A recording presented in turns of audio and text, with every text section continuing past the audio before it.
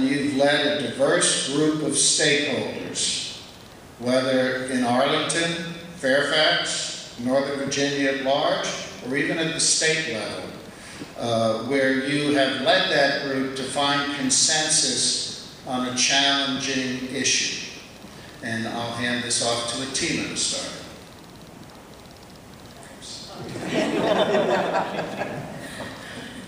As I said earlier, I'm the president of the Young Democrats of America, and so when you do specific rules changes to move your organization, you're trying to make people from different economic backgrounds, social backgrounds, political mindset in general, together on issues. And so it really is having conversations with people, finding out where they're coming from, and eventually working to figure out how we're going to pass these specific rules within our body for the betterment of the organization.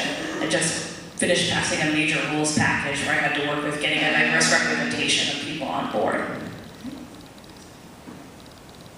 I think for me, I think about the things that I do professionally, bringing together a lot of different constituencies, even in a tight environment professionally at William & Mary, where we have representatives from all the different constituencies, whether they're the business school, the law school. I also think about what we're doing on Lee Highway, where you have transportation advocates, housing advocates, neighborhood representatives, businesses, and how do you think about all those businesses like they did on Columbia Pike, thinking of a shared vision, and that's what has, I guess that would be my example that I'd like to share with you.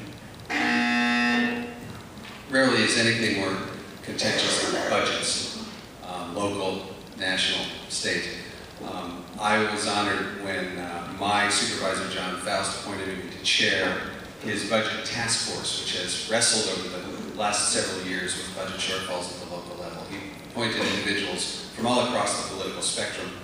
I chaired that committee, and consistently we came out with consensus reports on how a local jurisdiction could address very difficult budget issues, and we came to a unanimous conclusion, and I love that. While working as the National Advocacy Director at the Arab American Institute, one of the issues that I worked on was immigration reform. I had the privilege of working with a diverse group of stakeholders, coalition groups including labor, faith, education, business, such as AFL-CIO, and conservative groups such as Cato.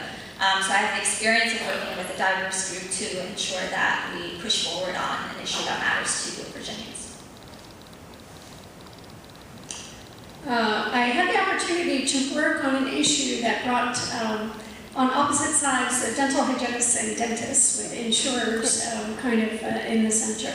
And the issue was about scope of practice for dental hygienists, which related to their being able to clean teeth without dentists on the premises. Obviously, this cut into the pocketbook of the dentists, and the dentists were concerned about quality of care and about potential situations that could arise. So we built consensus on situations where dental hygienists could clean teeth for elderly and young students and improve access to care.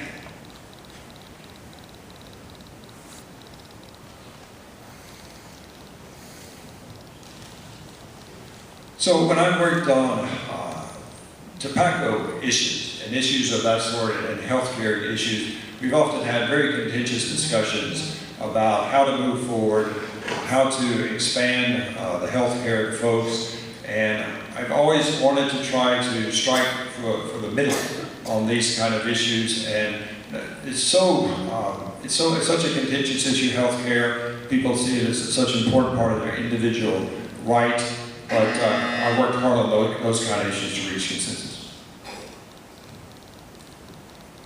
In 2008, I was appointed by the county board to co-chair the Mosaic Park Planning Task Force.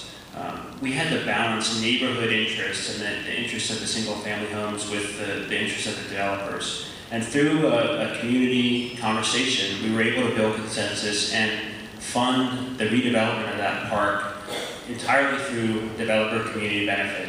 So very shortly, just a few blocks from here, Mosaic Park will be built at no cost, just through the community benefit to the Arlington community.